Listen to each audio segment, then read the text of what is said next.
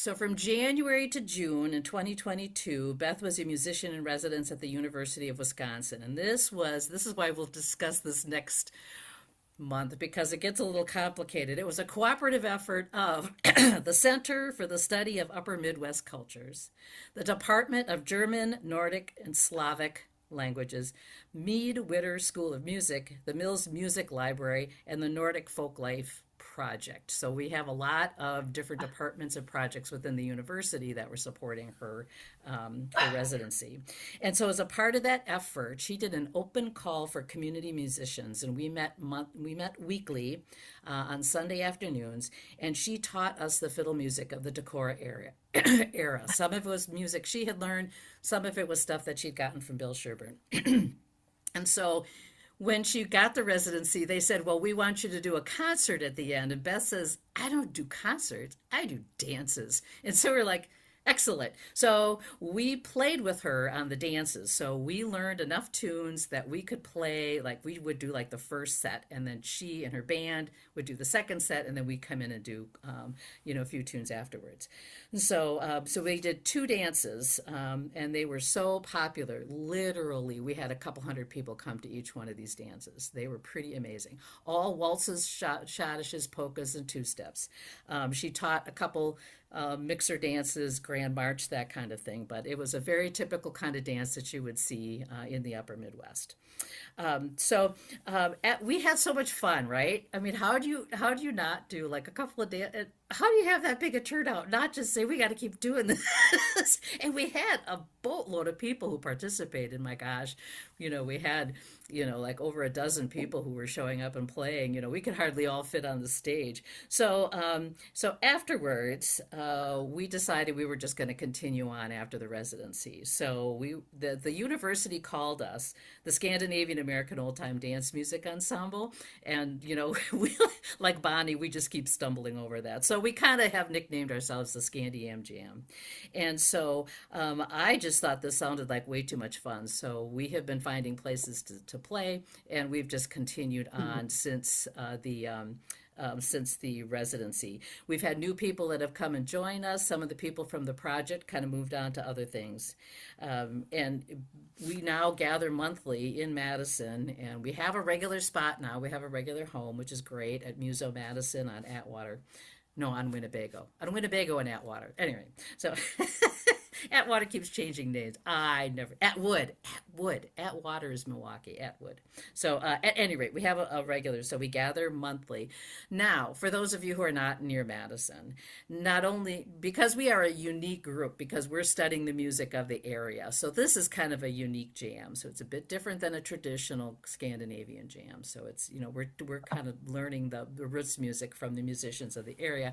So we do meet the first Wednesday of the month from 1 to 2:30, but I take my computer, I'll put it on Zoom, and I stick it up on the grand piano, or that's not great, at any rate. And so anyone who wants to join in on Zoom is more than welcome to do so. So you can, I've been trying to make sure I put the tunes up when I can. I'm not always able to do that, but we do have kind of like a book. We have tunes that you can read the sheet music if you'd like. So we do provide, it's open free of charge. So if this is something that you're available and would like to join in, you're welcome to do that. So like I said, we've learned about, we learned 15 tunes, and then when I sent this all out to you, I missed one. So we had 16 tunes. But since then, we've gathered a lot more tunes, and we have well over 100 tunes from the region that we've kind of gathered, that group members have brought to us that we have been learning. And just to give you a quick definition, and I think Bonnie talked about this a little bit in her introduction, that she says, well, she plays with us, but she also has a more traditional group she plays with, and there is definitely a distinction. So unlike a traditional Scandinavian group or like a Spellman's Log, the tunes we play come from the upper Midwest. So when we talk about our tunes and where they come from, we don't necessarily sometimes we do traditional tunes, right? But a lot of times we say, where did it come from? This one's from Iowa. This one's from Western Wisconsin. Now, it probably came from Norway or Scandinavia or Finland or what have you prior to that, and it's just sort of evolved. And so this is the version that we play now, but that's kind of how we think about it. And the tunes come from the upper Midwest, and we define the upper Midwest as Wisconsin, Minnesota, the UP of Michigan, northern Iowa, and I even consider eastern South Dakota and North Dakota. So what we would call, those people who are in that area would call East River. You know how the river kind of goes through the states. So there's definitely kind of an East River that feels a little bit more like Minnesota, and there's a West River that tends to feel a little bit more like Colorado, Wyoming. So, so the ScandiAm music we play is kind of a subset of Upper Midwest music. So there is Upper Midwest music, but that's a lot bigger. That includes logging music. That includes German polkas. That kind of that's a much kind of bigger genre. So we're doing kind of a subset, played by descendants of the Norwegian, Swedish, Finnish, and Danish immigrants that came to the area, and they are primarily waltzes, schottisches, polkas, and two steps. There are definitely a whole lot of other tunes in the traditional. In other dances, polskas and springers and those kinds of things. Those are typically played by more traditional groups, and we kind of stick to the more, that's the Americanized part of it. Those were kind of what evolved as the immigrants became a little more Americanized. And of course, and for many of our tunes, we attribute them to a fiddler, which just makes it really interesting. So it's been a little bit of a fun game to say, what tune is this really? Because the way that these tunes are named is some guy played this tune. So now it's Waltz after Orlando Benson, because Orlando Benson played this tune. Well, what was it really? Because it was probably really something else before that. So it's been a little bit of fun to kind of figure out maybe where these tunes actually came from. But at this time, we use the naming convention of having them named by different fiddlers. So through our sessions, we kind of learned about tunes. We found out other names for them. Sometimes they're traditional, sometimes they're American tunes. That's always fun. And it's just been kind of fun for us. It's sort of a combination of learning about the music, but also kind of doing a little history, and kind of having these aha moments when we learn something else. All of the tunes are instrumental, and they're all dance tunes. So we don't do a lot of singing. But that's also part of the tradition. That's just kind of what we do, right? So that's why I say it's a subset of kind of this bigger thing called Upper Midwest music. So, makes sense to everybody? Questions? Oh. That's why I wrote notes. There was a lot to say.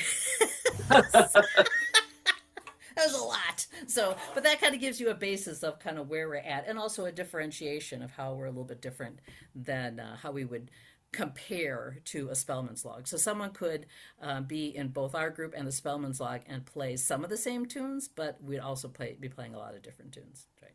And we also find that we're not always able to play together. We have tried. I think Steve was with me. I don't see Steve. Steve. Yeah, you were with me, Steve, when we tried to do this jam at Beth Rotto's house in Decorah with a bunch of traditional musicians. And we're like, we just sat and smiled at each other. And we said, we don't know any of the same tunes. I think you finally found one that we kind of knew. And they... Oh, this is pretty bad. So, but we all called ourselves kind of Scandinavian musicians, right? So, but we didn't necessarily have the same repertoire. So, okay, let's go ahead. Any questions? Otherwise, we're going to go ahead and go to tunes. I've talked enough. So, all right. Hey, Mary Beth. Yes. Could you just remind everyone to mute their microphones? Yep. Thank you very much. See, I have them all queued up. So if everyone can mute their microphones. So, if not... Here, I'm going to go ahead and... Where is she?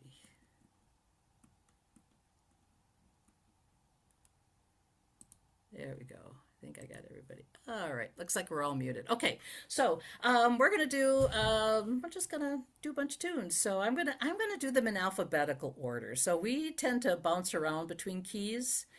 We don't really stick in a key. That's not really quite our tradition. I know that's a tradition in a lot of them, but we don't.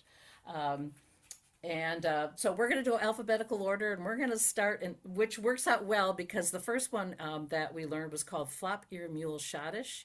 And this is great because a lot of us know the flop-eared mule as a reel.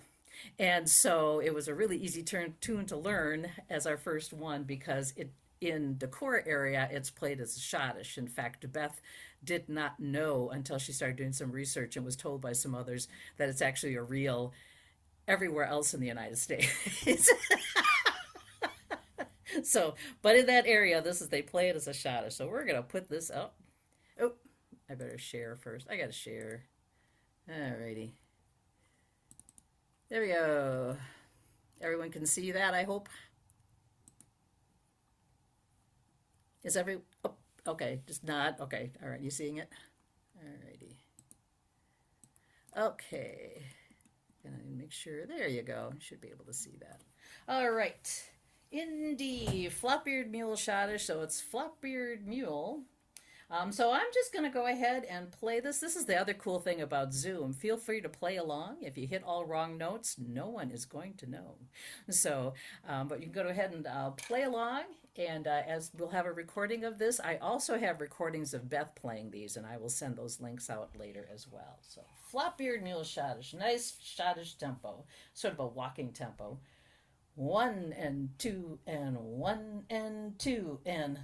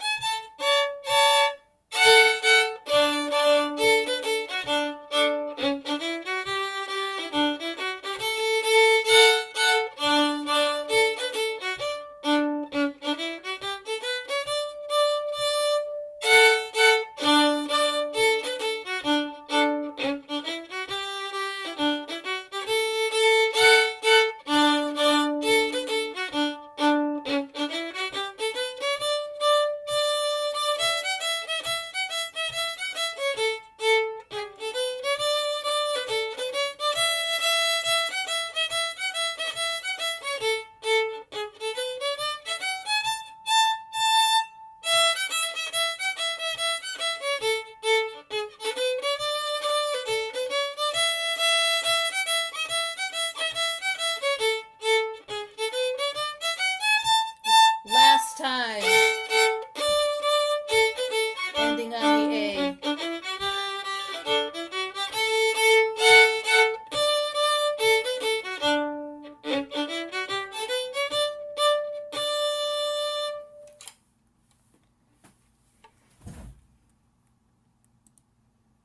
There we go.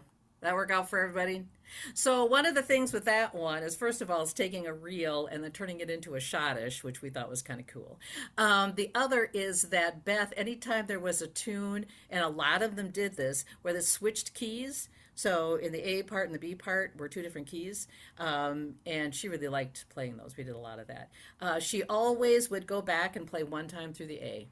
And I don't know if that was just a Beth Rotto thing or whether that was typical, if she learned that from Bill Sherburne. It was kind of it's you got to do a tag of some kind, right? So I think that was just the tag, and it was easy for her to do.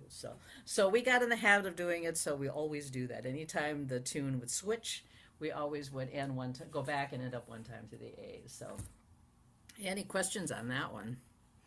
That's a simple one. Good way to get warmed up. The next one is the Gudbrandsdalen Schottische after Leonard Finseth in A.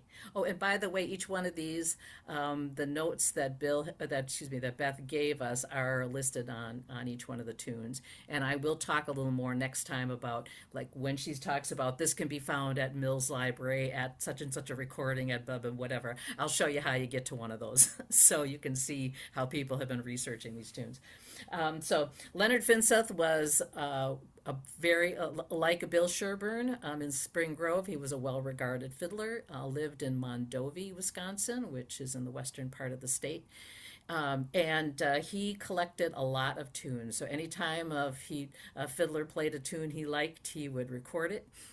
He kind of write it down, and so he was a noted collector. So many of these tunes that are attributed to him are tunes that he collected from fiddlers in the western part of the state. So this is the Gudbrandsdalen Schottische after Leonard Finseth.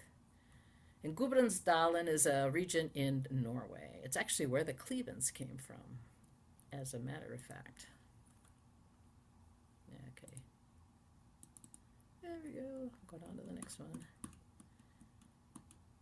Okay. This one does not change keys, so I believe we just played it straight through. Bum ba dum ba dum da dum da da.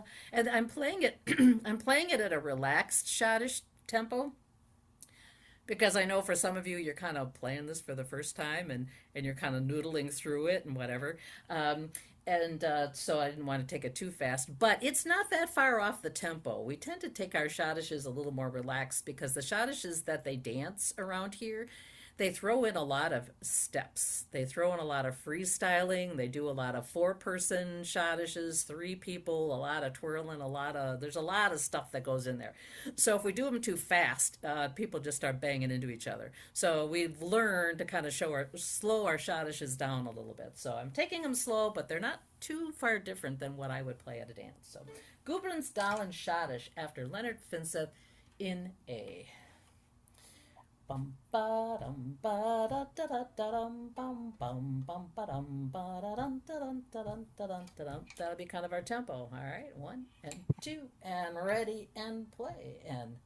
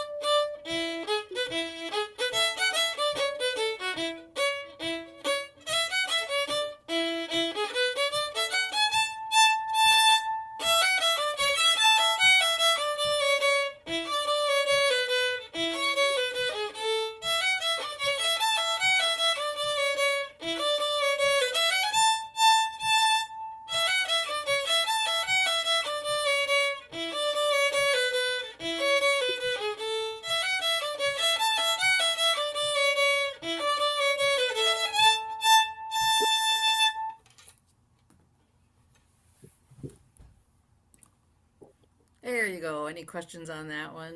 That's kind of a fun one. So, Eric, is that one in the Upper Midwest Folk Fiddler book? Yes. It is. I don't know what title Mike has it as, but it's in there because I knew as soon as I started, You're like, it's this like is it really fell under so easy. Yeah. So the other thing too, and I've noticed, Eric, is that sometimes someone will be like, "Oh, let's play this tune," and I start playing it, and I'm like, "I know this tune," and everyone looks at me like, "How? We've never played this." And so I go back and I look at the stuff that Mike has done, and I'm like, "Oh yeah, it's in there." So Mike Sawyer has done a lot of work in collecting tunes from the Minnesota area and western Wisconsin, and he is up in St. Paul. And there's a group called the Upper Midwest Folk Fiddlers. They gather every Tuesday in St. Paul. So if you're ever in the area, you can gather with them. And they He go also through. has expanded though. He's Oh, got that's true. branches in Yeah, Duluth and Fargo in now. Fargo. So there's groups that kind of meet, and they're doing. They have a kind of a deliver. We have a few tunes that cross over in some of these. Mostly the Leonard Finseth, I think, are the ones that kind of cross over. So cool. All right. Well, I'm sure here's one. The next one we're going to do is Henry Storhoff Schottische. Now, I know you don't have this one in the Upper Midwest Folk Fiddler collection, so this is definitely a Decora. In fact, I think Henry Storhoff was in Lanesboro, Minnesota, which wasn't too far away from Spring Grove. So this was one that Beth said was not very well known. So she wanted to make it well known. So we have been we have been contributing to the cause. It's a really nice Schottish, and I can see why she likes it because when we play it, the dancers seem to have a really easy time doing the dance to it. So it's a very popular one. It's somehow whatever we got the groove, so it's a great dance tune. So, and is this working along for everyone? The idea is that we're just going to play along these tunes. You can decide if you like it. You can go back to the recording and learn it. If you're like, you can, can keep swiping and go on to the next tune. Yes, Marilee. I wanted to apologize to everyone. I switched devices and only realized after I'd been playing that my microphone was on, and I'm sorry. Oh. I'm Okay. very So my microphone was on during the last tune. Oh, I'm sorry. okay. All right. Okay. Gotcha. All right. So we're going to do Henry Storhoff Schottische in D and then A. So that means we will go back and play it through the one time through the A part when we come to the end. So.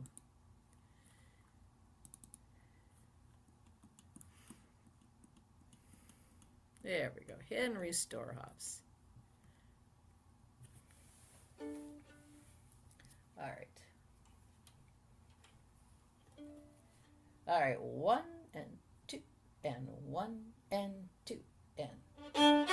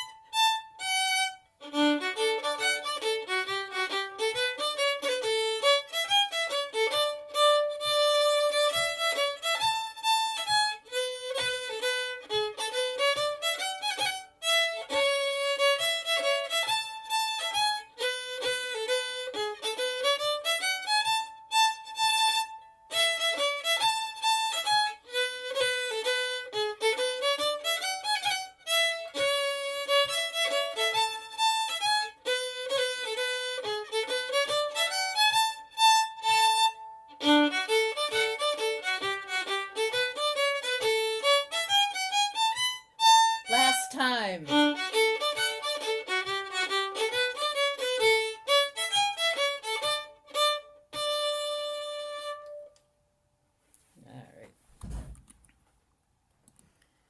So I think that particular tune encapsulates all the basic elements of a Scandi tune. It's got all those scales up and down. It's got the arpeggios up and down. It's got the, that kind of Scottish snap in there, so it has all those little things that are so much different than some of the other genres that we play, especially if you do a lot of old time, so it's a lot different from that one. So I think, and changes keys. So it does all the things that Scandinavian Americans like to do. All right, let's move on. Let's do Leonard's Waltz in G. So we'll get into a waltz here. So this one is played very sweetly. We had a discussion in one of our sessions as to whether this is a sweet waltz or a peppy waltz. I went back to the source recording, and Leonard does play it as a very sweet kind of waltz. I think it's intended to be kind of the last waltz of the night. You get your partners back together again, so it's a little sweeter and slower and more romantic. So Leonard's Waltz. And we've provided a harmony, because one of the things that we've done, because we're a much larger group than would have been typically played, so this music continues to evolve. So because we're a larger group, we have written a lot of harmonies for a lot of these tunes. It just sounds better with this bigger group when we're not all playing the same tune. So we do. So this one, we've thrown in a harmony, so feel free to play that if you like. So we're going to go ahead. Leonard's Waltz in G, stays in one key. How nice. Alrighty, Leonard's Waltz in G. 1, 2, 3, 1, 2.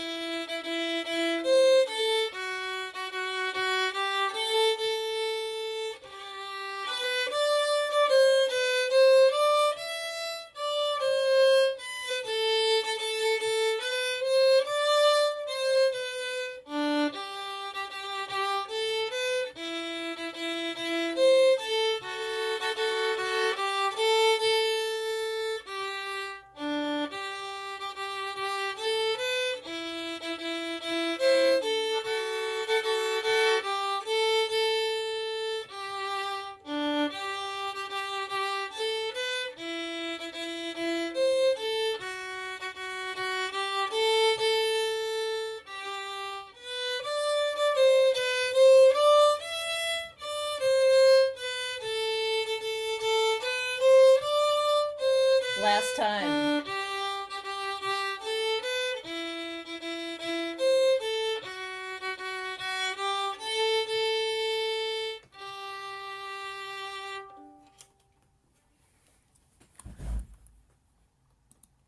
And I realized I played the B part a couple extra times, but I'm sure you figured that out and just hung right in there. I always appreciate, so this is one of the things I really appreciate about the group, is that like I'll stand, because I often lead the tunes when we play, and I, 3 times through the A, once through the B. I mean, these But everybody just kind of smiles. Oh, that's very bad. They just kind of jump right in. But the cool thing about these tunes, right, is it's really easy to do that because it's like in some cases the chord progression in the B part and the A part are the same. So the guitar people, they're just like, yeah, we don't care. Just keep playing. Just tell us when we're done. So now one of the things on the chords on this I did want to mention is that there are a lot of minors, relative minors and stuff that are put in there. I have no idea if those would have been like the original chords. I do know that Beth's husband John loved to throw in those minors, and so some of these are probably his chord progressions. They sound great, so by all means keep them, but I think this is just something he liked to do. The other thing that he would often do, we've got them printed on the page right for you, but sometimes he would play through and he'd throw in the minor, and the next time through he wouldn't, and then the next, so he would kind of throw them in or not throw them in. I think they were kind of just like something he used to sort of spice up the tune. So when you see those minor chords, know that's probably John Rotto's work, and feel free to put them in or don't put them in, or kind of however you would want to do that. I think they sound great. I'm not going to suggest that they were traditional. So we're gonna have some fun. We're gonna go into B flat. This is the tune that I forgot, and I cannot imagine I forgot it because this is such a cool tune. So the fun thing about this is Mabel's Polka, and I'll put it up for you, and I will send it out to everybody so they've got this. It's in B flat, and this was a tune that when Beth was working on this, she was listening to source recordings on the library. She'd find a tune and say, hey, this is great, transcribe it and send it out to the group. So we're playing these transcriptions kind of as she's finding them. So she found this one. She hadn't transcribed it yet, but she found this tune and she sent it out to the source recording out to everybody and said, hey, I really like this polka. Let's play this polka. And she didn't have a name for it. And so I emailed back and I said, yeah, I really like that one. Charlie and I play it, She said, what do you mean you guys play it? I just pulled it down from it was an unnamed polka that she pulled down from the source thing. I'm like, oh, well, it's in this other book that the Goose Island Ramblers did. They called it Mabel's Polka. And they played it in D, I think. They played it in F, whatever. They played it in a different key. And so she liked the name Mabel's Polka. She figured out that it did come from some musicians, from fiddlers from Mabel, Minnesota, which is how it got. We have a lot of Mabel tunes, and they all come from the fiddlers in Mabel, Minnesota. Also not that far, right on the border of Minnesota and Iowa, and not that far. So Bill Sherburne would have hung out with them. They had a group that they called the Mabel Philharmonic Orchestra, so that was what they called their jam. Anyway, so apparently back in the day, there were a bunch of people in this teeny tiny town of Mabel that hung out. There was a hot bit of fiddling, I tell you. But we're trying to figure out why both of us randomly were attracted to this particular polka. So it was like, what did we like? Because let's face it, right? They all start to sound the same. Why did we think this was a particularly cool polka? And when we play it, everyone goes, that's kind of a cool polka. Beth finally figured out that the A part is the Peacock Rag by Fiddling Arthur Smith from the Grand Ole Opry. And they just took that tune and they turned it into a polka. So the B part sounds like a polka, right? And the A part. So this is the Americanization of this. You take something you heard on the radio or you got off a recording and say, I like that lick. Let's turn it into a polka. Or I like that. Let's turn it into a waltz. Only let's make it, let's Scandinavian it, let's take our roots, but we like this stuff that's off the radio. So we're finding more and more of this. So Mabel's Polka is a lot of fun. And this is why we can't play with traditional players, because we call Mabel's Polka, and they're like, what are you doing? Well, we're playing Grand Ole Opry is what we're doing as a polka. Why not? So basically, I'm really glad she figured that out, because this is one of those little things that tells us this is truly an Upper Midwest tune, because it's just that those wonderful influences that people had. So, and honestly, it sounds like it's scary to play this through in B flat, and this is maybe not a key roll. Well, of course, you get guitar, right, to throw on a capo. But so for fiddlers, you're like, I'm not quite sure about that. But I'm gonna call you out, Susan. Susan and I were playing this recently, and I said, trust me on this, Susan. And afterwards, she said, it really does lay in the hand pretty well. And I said, yeah, it does. So in this particular one, I can see why Beth put it in B flat, because it actually fits pretty well. So once you wrap your head around the key signature, it's like, yeah, it kind of works. So, all right, so we're going to share this, and we're going to go ahead and we're going to mess around in B flat for a bit here. There we go. And we're not going to take it very fast. So maybe dum ba da da dum ba da da da da da. That's the peacock rag part. Da da da. So find a recording of peacock rag, and it's great fun. Anyway, ba ba da da dum ba da da dum ba da da dum ba da da da da da da da da da da da da da da da. So makes a great little polka. All right. So play along if you dare. Have fun. Trust me on this one. Alrighty, 1, 2, and 1 and 2 and.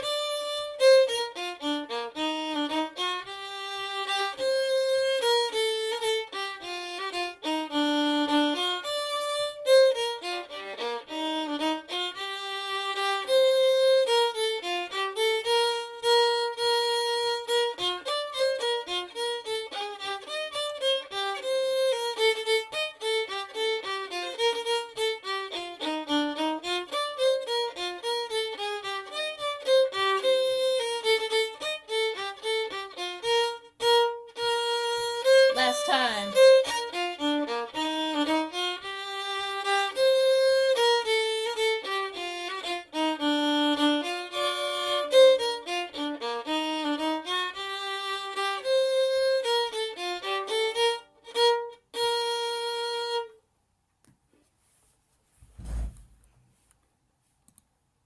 Isn't that fun? So, that's such a cool. So no wonder it attracted her as she's going through all the source recordings, right? It's just sort of like, yeah. So, and one of the things too that I've told this to other. If you've been to my other sessions, I've mentioned this. Anytime I see like a whole note, anytime I see anything that's like a long note, and when we do a transcription, I just assume that's just a placeholder.